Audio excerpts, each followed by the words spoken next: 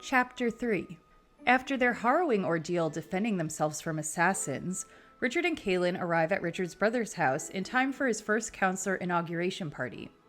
They quickly meet up with Chase, Richard's friend. We find out he is not at the party as a guest, but instead working as a boundary warden along with others at Michael's request. Kahlan and Richard mill about the party and get to know one another a bit. They clearly feel fondly towards each other. Kahlan reveals that she should not have been able to have been tracked by the Quad or anyone else once she came to the Westlands, and she is frightened. Richard promises to bring her to his good friend Zed, who used to live in the magic world of the Midlands. Michael gives his inauguration speech, in which he calls for peace between Westland and the Midlands and says they are rounding up conspirators who are against the government. The crowd loves it. He also takes a stance against fire. Yes, fire. We learn that Richard and Michael's mother died in a fire when a man who felt slighted by Richard's father arrived at their home late at night and knocked over a kerosene lamp before running away yelling, "Sorry!" A strange story for sure. Michael inappropriately touches Kahlan upon introduction while attempting to seduce her. Kahlan scratches Michael along the neck, making him bleed, in order to escape and leave the house. Chapter 4. As Richard and Kahlan walk back to Richard's home, he tells her that Zed has called him the Seeker of Truth since he was a child. I wonder if that means anything. During this walk, Kahlan also mentions that Darken Rawl is the man who is after her, but does not elaborate further. Our big bad has arrived in the narrative. Richard needs to stop by his house to pick up a secret book his father had given to him, along with his triangular tooth necklace that is supposed to indicate that he is the true owner of the book. Based on the lack of spider webs on the trail leading up to his house, Richard is suspicious that someone is waiting for him. They see that Richard's house has been ransacked like his father's. Richard carefully approaches from a back window and grabs his backpack with his prized possessions. While doing this, he confirms that someone is in the home, although he can't see who. While looking for a tree to sleep beneath, Richard and Kahlan come across a horrifying creature that Kahlan identifies as a gar. Luckily, the two hide from it unscathed.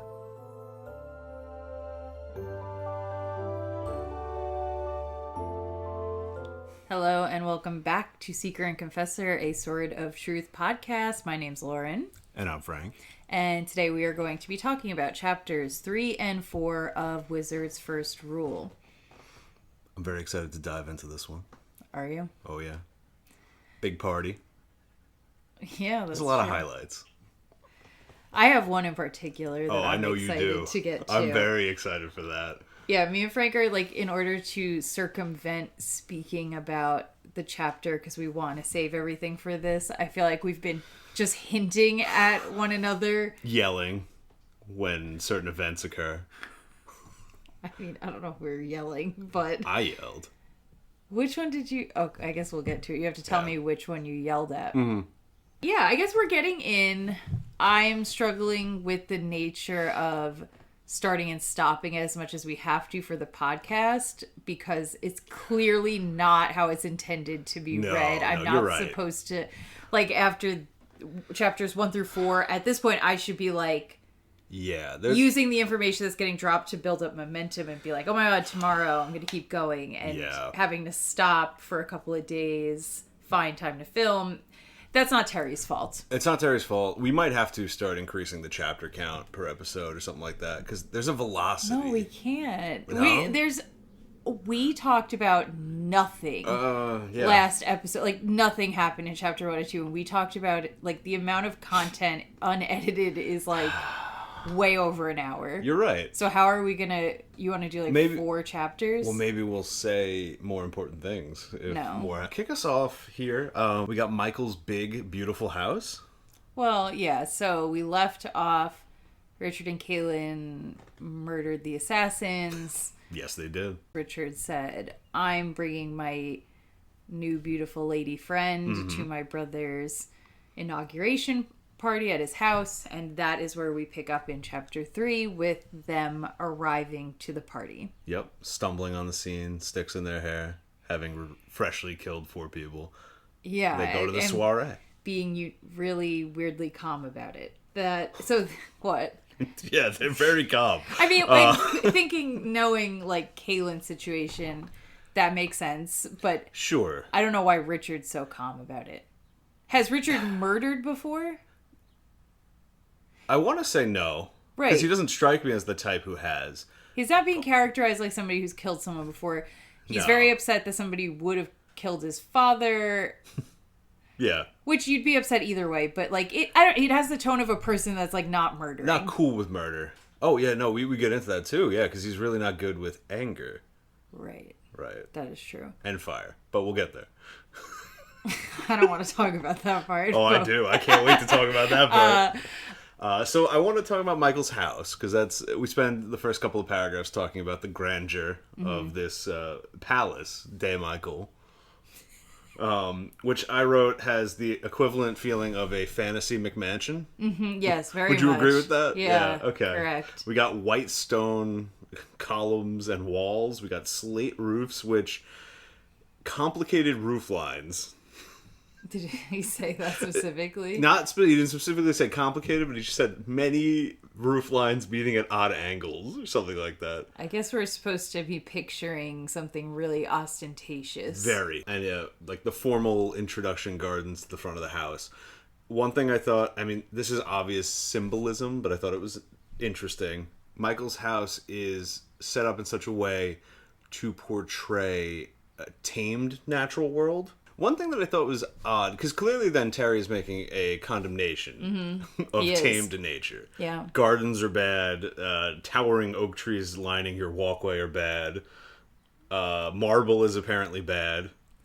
What? Yeah, you could make an argument. That marble is bad? Yeah, sure.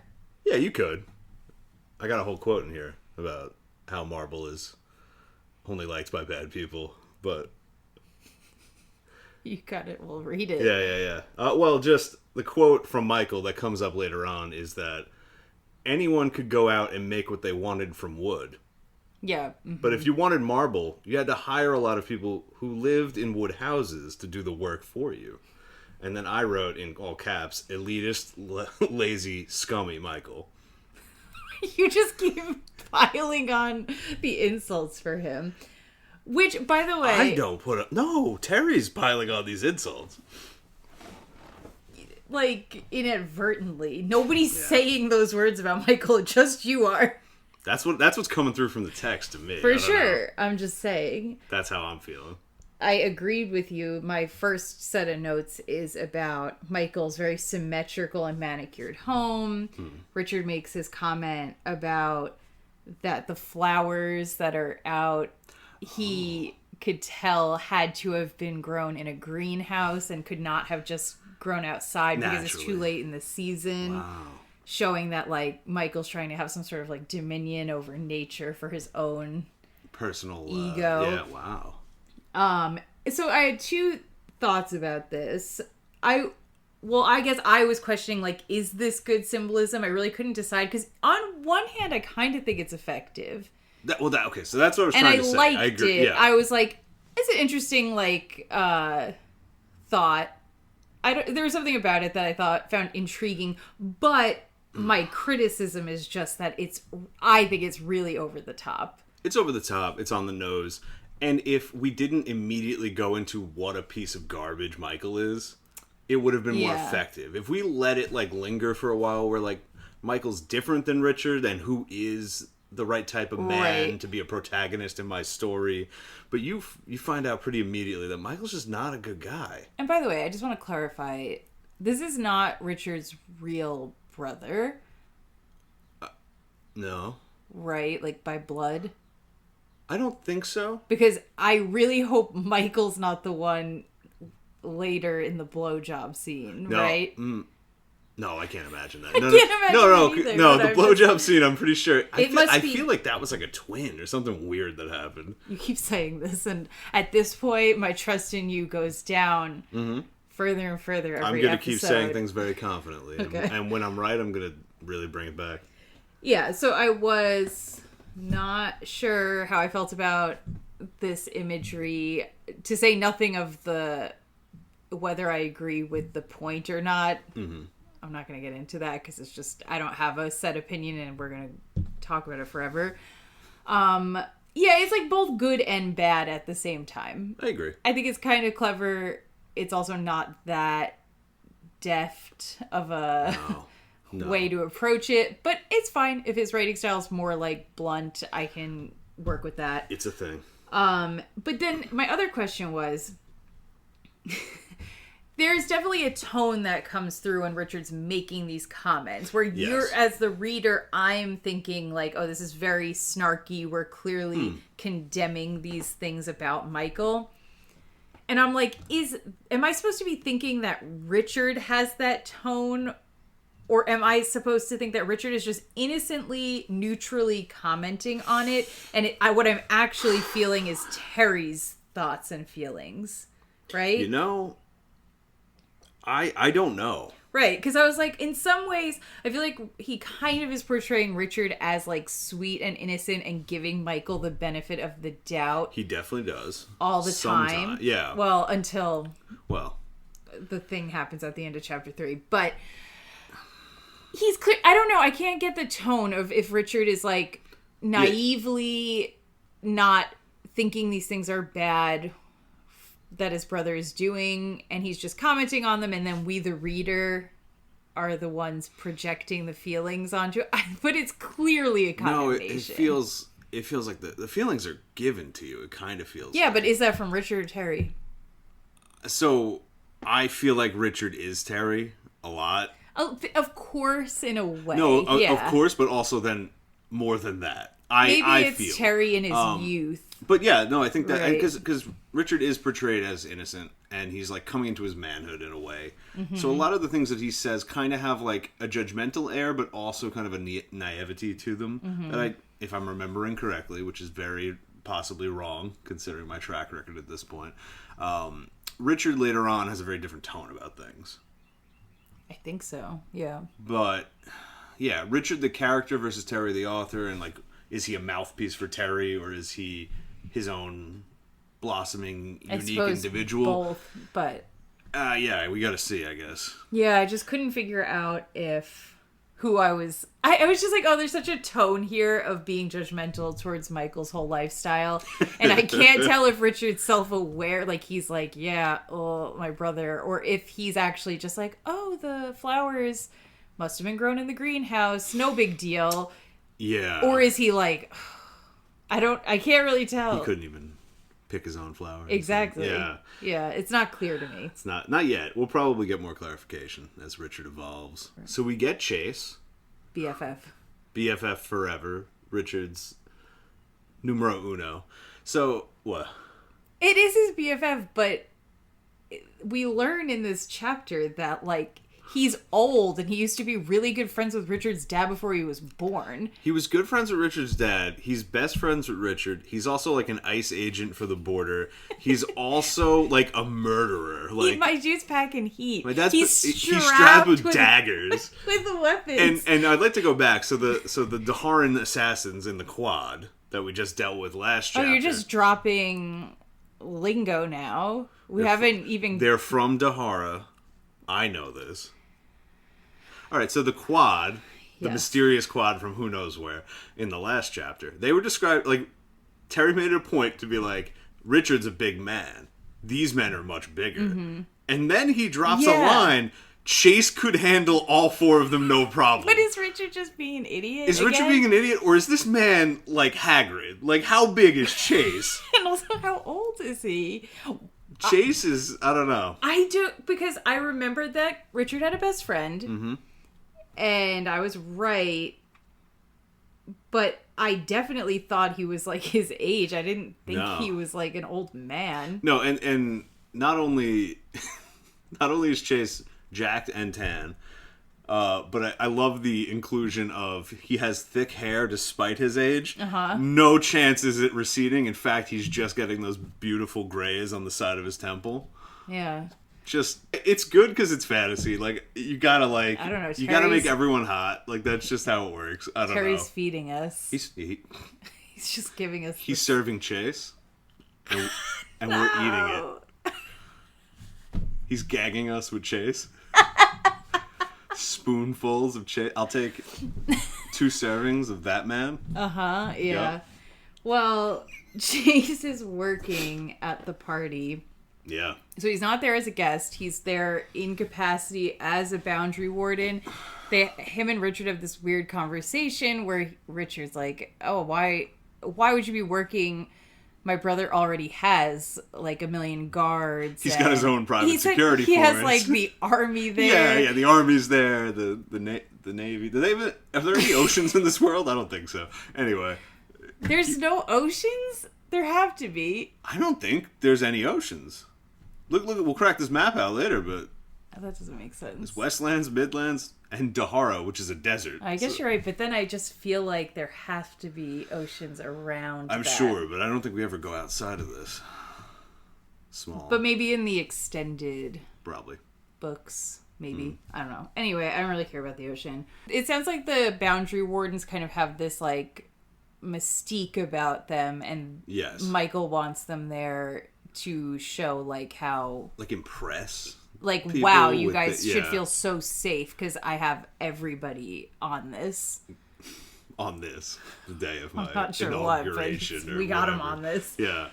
But yeah, him and Richard have this, like, little banter, which I thought tonally was very strange, given that he had just committed murder. Yeah, Richard takes the murder pretty well, right. I'd say. I'm trying to understand, I guess. I had really no thoughts on that conversation. So delve into what you were thinking. And nothing. I just thought it was weird. They're being really goofy, and it's clearly to show us that they have this fun, loving relationship, which is nice. But at the same time, I'm like, you just murdered people. Going back to Terry's show not tell problem, he shows at weird times and he tells at weird times. Yeah, I know. I agree. It's like, yo, great, yeah, you gave us good characterization and like illustrating Chase and Richard's relationship despite their strange age gap and his relationship to his father or whatever. Fine.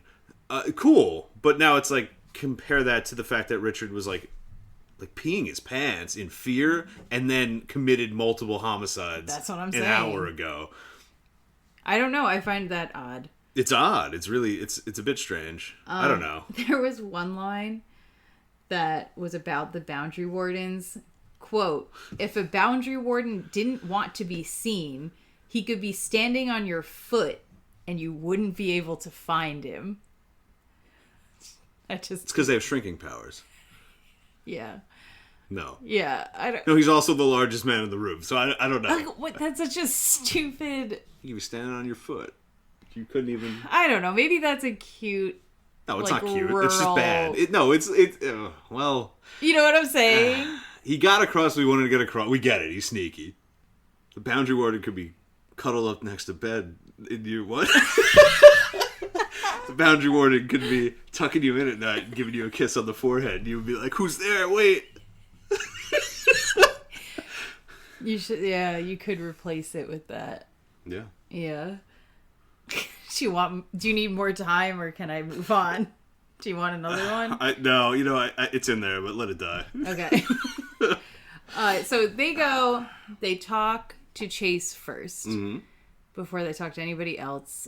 And Chase is like, don't tell Michael about murdering people at this party. Yeah. Which was smart, because that's solid what we advice. said last episode. That's not a good idea. Yeah, I'm with Chase on this one. Yeah, Chase came in clutch, was like, bad move, don't do that. He also seemed pretty unconcerned, but the way they're characterizing boundary wardens with all their weapons, I'm like, well, yeah, Chase might not be that disturbed. Maybe. Yeah, no, he just don't care. He's unbothered. So then we get the conversation with Richard about how the research into Richard's father's death has been going. Mm-hmm. And Chase just goes on a little rant about... I don't remember this. Where are you going? He goes on a little rant about, like, I know all the scumbags in Westlands, and I twisted a bunch of fingers, and I've been prying, because he was such a good friend with his dad, like, trying to figure it out, but he's not closing in on anything. We found out that his dad was murdered 3 weeks ago, so this is very recent. Oh, yeah. Fresh. I don't think I realized that. So then, after they talk to Chase... Mm-hmm. they really just, it's mostly just Richard and Kahlan kind of like chit-chatting, teasing each other. And then Kaylin's very hungry because she hasn't eaten in a while. And Of course. Michael has this place fitted out with quite the buffet. He's got mozzarella sticks. He's got the tiny quesadillas. He has the Westlands equivalent of that spread. He's got the wings. He probably has wings, right? All I wrote is the food sounds fucking good. It sounded does really sound good. Terry Richard's really little went. treasures. What did that mean? I It's didn't get that little joke. like pork bits or something. I don't know. I felt like something went over my head there. I don't know, but Richard guzzled like 6 of them and then had more. And they sounded great. I don't remember. I thought Richard wasn't hungry. He definitely... Did she eat 6 of them? I feel like I need to check now. Oh, I'm getting so stressed. You don't need to check. What, that Richard ate more food than Kahlan? Yeah. Do not look that up. We're not pausing for that. I don't remember. I thought that Richard like barely ate anything and Kahlan kept asking him to get her more food. Well, yeah, because we had a lot of scenes around him getting her more food. Yeah. He wasn't hungry. He brought food back and then he ate a bunch of food. I thought that the way he described the food sounded great. I really like in fantasy books when they have really good sounding food. It's a personal favorite of mine. Is it? I love, yeah, you don't know that? Do you know have that opinion? You know. I love it. I don't dislike it. It depends. It's like if we're getting like the Game of Thrones giant spread where it's like we got the pickled thing and we got the pork with the apple in its mouth and he goes off like on and on describing it and it sounds good. I'm like, yeah, all right, like you can go overboard for me. I can't. I'll take it all day long. I don't want the whole banquet. I want the whole 12 thing. I want it all like, described. But how do you feel about like when they're describing like fantasy food? That's great. As long as they make it sound good. I just like reading glisten glorp berries and their like that's cool iridescence and how it forms a pie. You're like, yeah, sweet. I just like food descriptions. Okay. So I was excited about that. I was. All right. And so Kaylin's really hungry. He's getting her food. She is weirdly concerned with what meat she's eating. Does that have some sort of plot relevance? Not that I know of. Or it's just that she's in a new place and I think she's it's that. vigilant. Yeah. Maybe they have lots of weird meat in the Midlands. I thought it seemed very pointed. Like she was like, what? I need to know what animal this is. Yeah. I don't know. Maybe she has like moral. I don't know. I'm curious if that will come back in some capacity. Maybe she's just picky.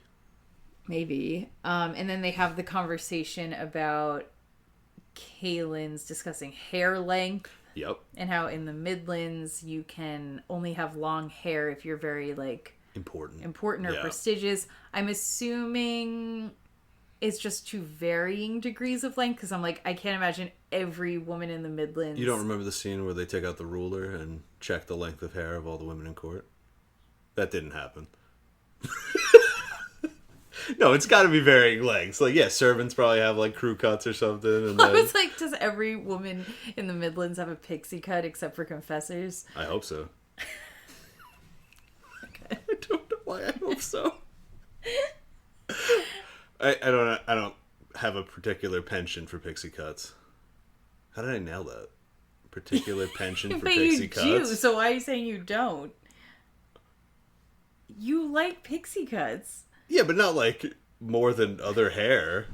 I disagree. I feel like you always wax poetic about pixie cuts. I wax poetic about pixie cuts? Huh. You learn something new about yourself from your wife every day.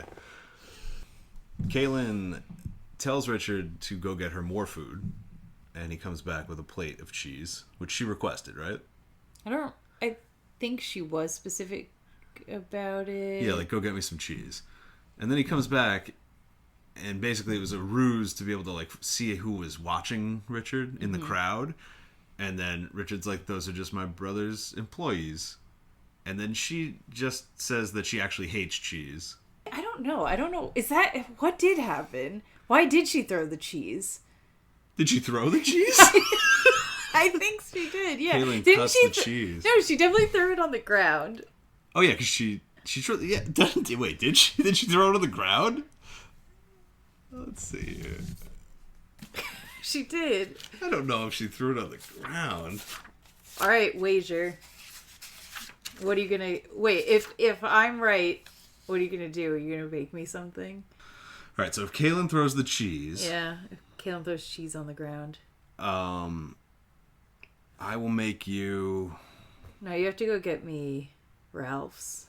You want Ralph's? Yeah. All right. And if Kahlan doesn't throw cheese on the ground... What are you doing? I don't know. Just a baked good of your choice. All right. That's a deal.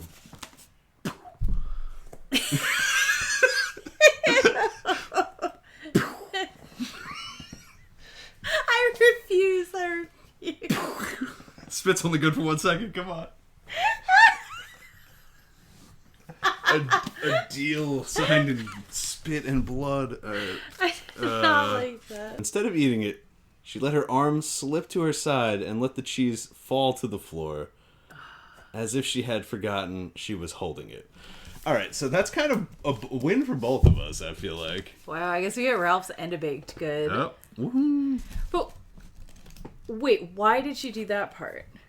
Why did she drop the cheese? Because it's absent-minded. She wasn't really asking for cheese. She just wanted him to go get something so she could scan the room. That just seems like unnatural human behavior. But I guess she's really distracted. She's distracted. She's tired. She's from a different land. Right. That's maybe this slaps in Midland Court. Like maybe this is you're always just sending people for cheese and scanning. Maybe it's totally a normal thing there.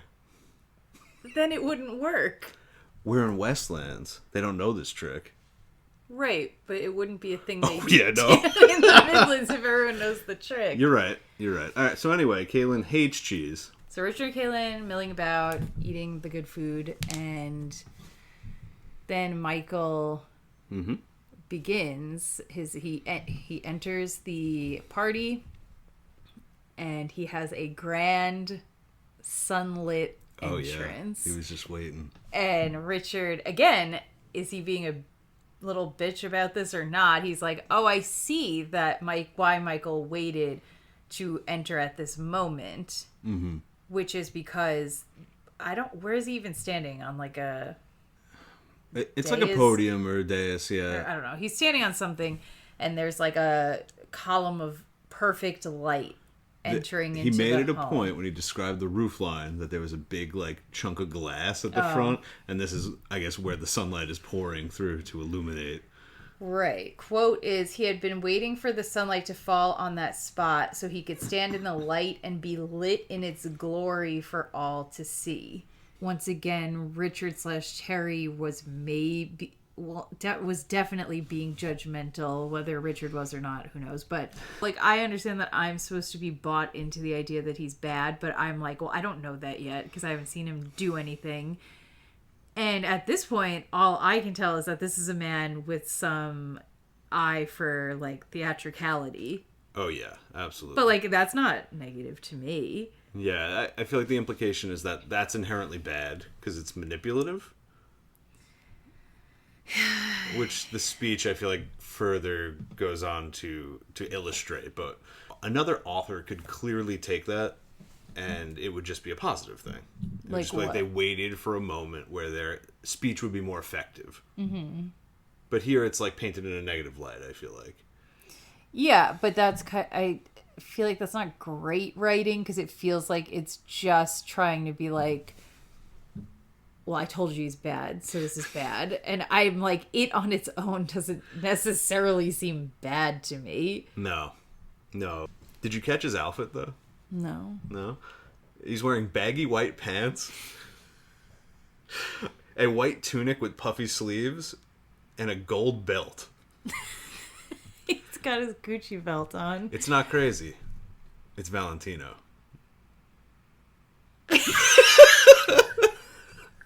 We can't be putting topical and just like that references. And just like that?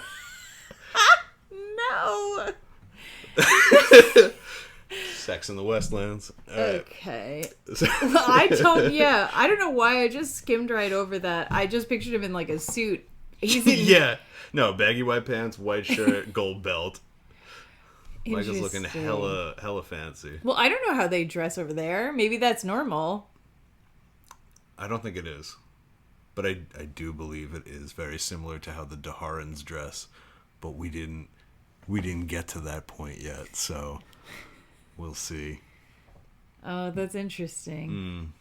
Well, the first half of Michael's speech is basically about how the boundary was not intended to remain up forever. Yes.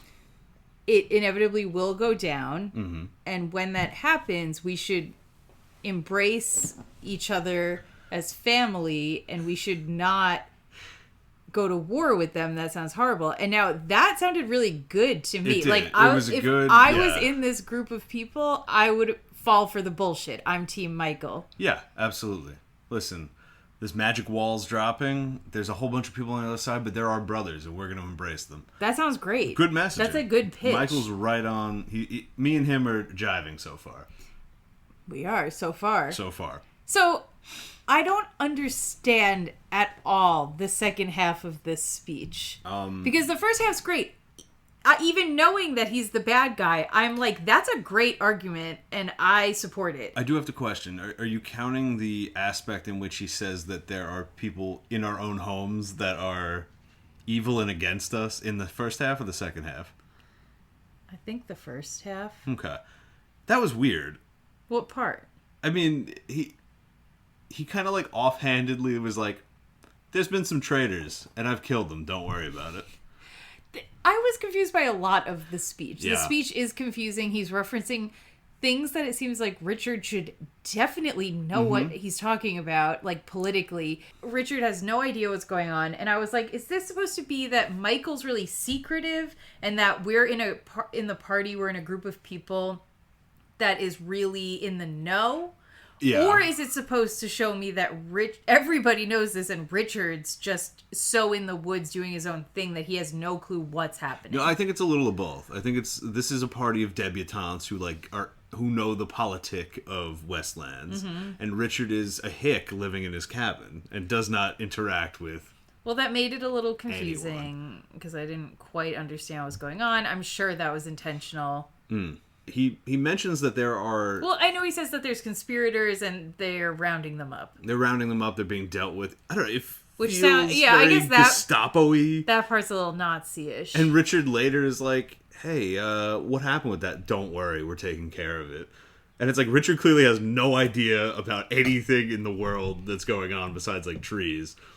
So he's like, that sounds bad. And I think he's probably right. It does sound bad. Yeah, I guess I didn't agree with that part. I agreed with the part where he was like, oh, if the boundary goes down... No, I'm with you. I mean, you might agree with that. We don't know. It was too vague to have an opinion on. And Michael is clearly so bad. First half of the speech, really politically savvy. Men are tearing. Yeah, women are crying. They're crying. Which... And then... Well, they might be crying after the second half as well, which I don't think they should be, but maybe they are. The second half of his speech is about just the concept of fire and how it's bad. The true enemy. The true enemy of the people is not the magic users on the other side of the boundary. It's the element of fire. Now, there's a fantasy story where I'd be all in on this concept. Yeah, I guess so. But having read this book, I know it doesn't go there. Does this go anywhere? What is this? I don't know that it goes anywhere. I think it might come back, but I don't know. It made no sense. It really didn't. And weirdly, again, I don't remember thinking this. I don't think I had this opinion. Yeah. At 17. No, I think I read his speech right into the fire part, him saying, you know who the true enemy is? Fire. And I said, so true. I feel like my brain at that point just said, maybe fire's different here. Maybe they got like some sort of like bad magic fire here that like fire's extra like sentient or something. I felt like it was pretty clear from that the way he talked about it. It was just fire. Like, the logic here was, okay, there's magic users. We're not going to war with them. Mm-hmm. but people are freaking out about it, and they shouldn't be. Why shouldn't they be? Well, because if you look at the stats, a lot of people are dying in fires. To which my rebuttal would be, don't magic users make fires? Yeah, you'd think. Can't they cast fire? They probably could. It's like, what point is that? I don't know. But he dredges up a very painful memory for Richard, like detailing his mother's burning alive and how they had to grow up without a mom because of fire. And it just felt all over the place to me. It was. I just thought it was funny because he had such a good speech in the beginning, and then he brings up the point about fire, and he says specifically, I don't know what we can do about it, but I'm forming a commission, and that's the end. That's what he leaves off on. Well, you're totally right. Yeah. It's just... He brings it up, he's like, I don't think I can personally stop fire from being fire. However, I got my best people on it. That's the line. Yeah, like he's just like, I don't have an answer. Fire exists and we hate it. Don't worry about magic. The end. I mean, it's very whataboutism. It's very like... Oh, God. Is that what's going on? I think so. I think, I think Terry kind of like had a couple of textbooks open about like bad political people that he was trying to like emulate with this. Where they'll give you a carrot and then they'll like give everyone the big fear, and then they'll be like, the thing I want, which is scary, isn't actually that scary because you know what's really scary? Fire. Yes. And here's the thing. I feel like if somebody does that well, it works. Yeah. But this isn't an example of someone doing that well, No. so I don't think it would work. And to Terry's credit, I don't think... very few authors could make this impactful in chapter 3 of their book. I don't know or care about anyone really yet. That's true. And you're going to give me political speech. You have to be like an actual speech writer, I feel like, for me to be like, the ethos, the pathos of your delivered speech. I think I disagree. You might. Give me. Because I felt like if the fire part wasn't there, if it had just been the first... The fire part wasn't there, If it had just been the first half of the speech, I would have just been like, yeah, that's a pretty good speech, I'm convinced, and moved on. You didn't feel... Because when I read it, I was like, why are people crying? And maybe that's harsh of me. I don't think no, because I think I was like assuming, okay, there's a whole built up world, a bunch of feelings, knowledge, so trauma. So maybe I'm being unassumptively unempathetic. Yeah, I think. Because I'm like, I don't know it yet, so I don't care. I don't care. Like, I'm not crying, but I'm like... You sure? I can understand why they we gotta might have be... a tissue around here for you. I can understand why they might be crying. Yeah. That's all. I didn't, but... If I felt like the book wanted me to cry, then they'd be failing. But I can accept that in that world, they might be emotional about it. Okay. Is how I would think about it. It felt unreasonably prepared and delivered to me to expect, like, hordes of people weeping. But which is kind of why how are it felt. you assuming that they don't have so much... They exist in this world. You know, you're right. They exist in this world, and I'm forgetting, within a lifetime, people lived on the other side of the boundary. That's what I'm saying. So families over there. Yes. You're right. Okay. I feel like you're wrong. I feel like it's fine that they cried. We shouldn't cry. They should cry. I'm not going to cry. Richard does have that little aside in his mind where he tells the story of how his mother died to the audience. And makes a very clear point that fire did not kill his mother, anger did. I think that's an important characterization thing that we're giving to Richard now so he can overcome later the fact that he never lets himself get angry. True. So the story itself was that Richard's dad and his mom were at the house with the two younger siblings, Michael and Richard. And Michael's dad had annoyed some man in the town. Was it gambling or was it... I thought that too. I don't know why. I also thought gambling, and then I went back and looked, and it was not gambling. Right, so they had a disagreement, I think man and Richard's dad. Really vague, but we do keep implying... Michael keeps implying that Richard's dad's a thief. He does, yeah, because he sells wares that he finds or trades, and Michael implies that that's how he ended up dead, because he stole something from the wrong person with a big knife. Yeah, I didn't understand what was going on with the knife. I felt like that came out of nowhere, and then we kept talking about it. Well, I guess his dad was cut up into little pieces or something, so that's why the knife, I guess. A knife was used to murder him, that much I got, but... Right, I guess. So anyway, the story of how Richard's mom died was that in the scuffle between Richard's dad and this man, a kerosene lamp was knocked over and the house burst into flames. The mother heroically saved the two kids, but then succumbed herself to the fire before anyone realized that she did not make it out, right?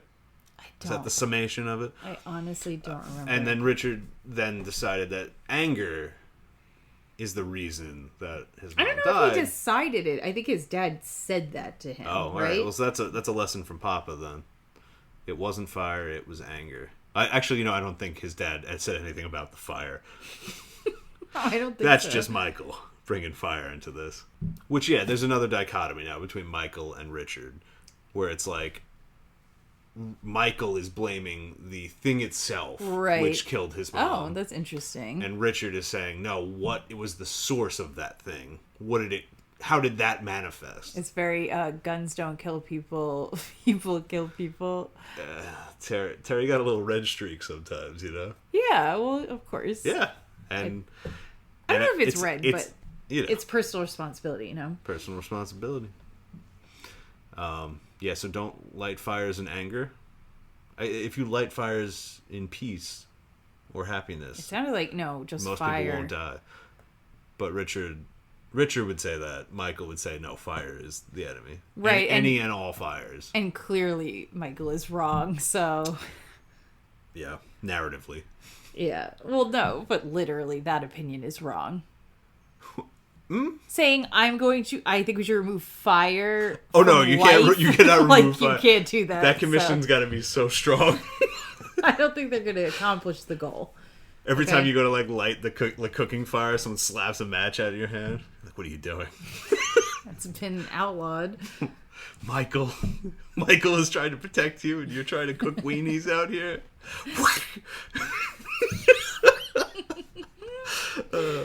First, Michael and Richard kind of talk about whether he's been looking into the dad's murder. Yes. And Michael responds very rudely, and he says that their dad, George, was an old fool. Yes, he does. Wake up, Richard. George was an old fool. That's not a very nice way to talk to your brother 3 weeks after your father's murder. Recently deceased dad, and that's how you're not even saying dad, too. George. You hitting him with George. And then Richard says, I hate when he calls him George. And then, now we get into... So, Richard introduces Michael and Kahlan. Obviously, they don't know each other. And Michael, right off the bat, tries to, make a move on her. But, a really He doesn't... aggressive... It's not a move of, It's not a move. Oh, he's hot stuff. Who are you? Want to come back to my place? No, it's... He goes in for a hug... and double cheek grabs her. Yeah. Both hands on both cheeks. Pulls her in and locks her between his legs. Yeah, well, and is talking into her face. And then he's like, I should have written down exactly what he said. It was so weird. It was the weirdest description of a way to be, I feel like. Again, I do feel like people in this book are not acting like real people. Well, how mobbed up at this point is Michael that he could just walk up to women he doesn't know from not here and assume that everyone in this room is going to be like, Michael's the king, who cares? I guess we don't know what Westland society is like. We don't know what it's like. Clearly they can wear their hair however the fuck they want, so maybe there's no... Right, but that would imply that it's closer to ours, which would suggest that you can't do that. Maybe it's just no rules. Well, Michael is really... He comes in super hot. It specifically says that he's putting his leg in between her legs. Yep. And he's being like, oh, well, Richard's leaving, but you should stay. Uh-huh. It's a little bit, I think it's more graphic than that. Yeah, I could fall in love with you, I Something think. like that. Yeah. It was just a really awkward scene. And then Kahlan, to get out of it. Uh-huh. Can you I don't know how you'll do this, but... let's imagine. So we're body to body, like face to face. Yeah. And then... Kahlan sticks her finger. I think it's in here. Oh, I feel like they said it was across his neck. It was in the soft of his neck, which I think is down here, like the scary part where you could like really hit the jugular. I don't know if you're right. And how long and pointed this So guy's while nails? reading it, I tried to do it. I was like, all right, so Kahlan, with her fingernail, stabs it into his neck and starts dragging it and making him bleed, which means it pierced the skin. That seems really to do hard it slowly, to do. I'm like, does she have magical nails? That's what I want to know. Does she have just like trained, like razored nails? I'm guessing this is just simply nonsensical, personally. Yeah. So anyway, to get him off, she slices his neck, and not in a sexy like drag sort of like blood gouging kind of way. So they go to this party. They get a couple of finger foods, listen to this weird speech, and then the dude just jumps off the stage and starts humping her, basically. Yeah, exactly. And then she slices his neck and they run out into the night. That's chapter 3. Yeah, that sums it up. You should read it, but... if you don't want to, that's pretty much what happens. So, chapter 4, I don't feel like that much really goes down. Well, I don't have that one many last notes. thing about chapter 3. Oh. I said the finger slice was kind of a hashtag girl boss moment. Yeah, And that Richard actually couldn't suppress his anger. That was like the last line. Oh, yeah, it's like, he was. wow, that anger concept that we just talked about. Cool. Chapter 4, they leave the party post sexual assault. And then Richard apologizes to Kahlan, and he's like, oh, I'm sorry that I did not get in the middle of that sooner. I kind of like that Kahlan was like, no, that had nothing to do with you. Yes, and once again with the personal responsibility angle. But yeah, I read it, and I was like, interesting. I wouldn't have thought it was wrong for Richard to have gotten in the middle. That seems perfectly reasonable, but I also don't think it's wrong for her to be like, I was in an engagement with another human, and I wanted to deal with it. Granted, in the real world, women do not have the confidence of having magical witch powers. Or razor nails. Or that, right. So, like, yeah, maybe I do want someone to intervene. But anyway, I don't mind, especially for the character. She has powers, so the fact that she's confident to deal with it by herself, why not? Of course. Very good point. Though what I did think was debatable is that she says, you wouldn't have liked if I stepped in when he was saying that stuff about your mom, which I can agree. That feels maybe comparable. But then she said, what he did to you was worse than what he did to me. You could make the argument. You could, but it's not like a definite. Well, it just feels like the comparison feels totally It feels like comparing needless. apples and oranges, right? I don't know why we're comparing it. I mean, I get... Well, that's just her opinion, I guess. Which is fine, I guess. Okay. And then we get a little bit there towards the end of that vignette about the Seeker of Truth, right? Mm-hmm. Yeah, we get a little name drop. No sword yet. Yeah, well, they're walking to Richard's cabin at this point, and they're just like talking. When Richard was a little boy, Zed called him the Seeker of Truth, which Richard kind of tries to make sound like this lighthearted, like, I always wanted to know the truth of things. Yes. And then Zed starts calling him that. It's a really weird nickname to It's give a weird child. nickname. It's clearly prophetic. Yeah. Zed's clearly importantly like in tuned with these sorts of things, even though we haven't met him yet. But yeah, so Richard's the Seeker of Truth. Kahlan seems a little disturbed to hear that. Maybe a little relieved when he describes it so innocently, but not really. No, I don't think so. We also get Dark and Rawl, the name drop for the first time. Yeah. That he's the big bad that's after her. Yeah. And I feel like just by giving that name up, she's probably put him in a lot of danger. Maybe. But he begged for it, and here we are. He did ask, so it's not really her problem. All right, so then we get the cabin scene, right? Oh, yeah. They're going to Richard's house because Richard has some very important items he needs to get. Mm-hmm. One is a book, a secret book. It specifically says that. A secret book that his father gave him. Then going back to the his father is a thief theme, Richard includes the information that along with this book is a necklace with a tooth on it that he must wear, which is proof that the book is not stolen. I don't follow the logic of that. There's no logic given. It's just, believe me, this is... Trust me, I need my shows secret... you. I need my secret book, and I need the matching necklace that proves that I'm not a thief who took the book. Uh-huh.